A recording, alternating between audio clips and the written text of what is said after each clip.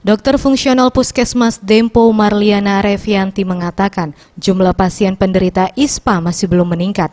ISPA sendiri disebabkan karena penyebaran virus yang menyerang pernapasan sehingga membuat penderita susah untuk bernapas. ISPA selalu ada ya, ISPA itu kan infeksi saluran pernapasan atas, tetapi kalau dihubungkan dengan kondisi kabut asap sendiri, sampai saat ini sih belum ada peningkatan yang terlalu signifikan. Kalau dihubungkan sama kabut asap ini, kita biasanya menyarankan pasien untuk menggunakan masker ketika beraktivitas di luar gedung.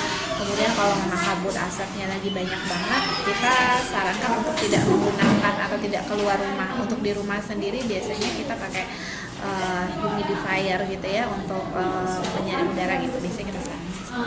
Kalau infeksi saluran pernapasan atas, kalau nggak bakteri ya virus ya kebanyakan. Cuma memang kalau dengan kabut asap ini semakin memperburuk.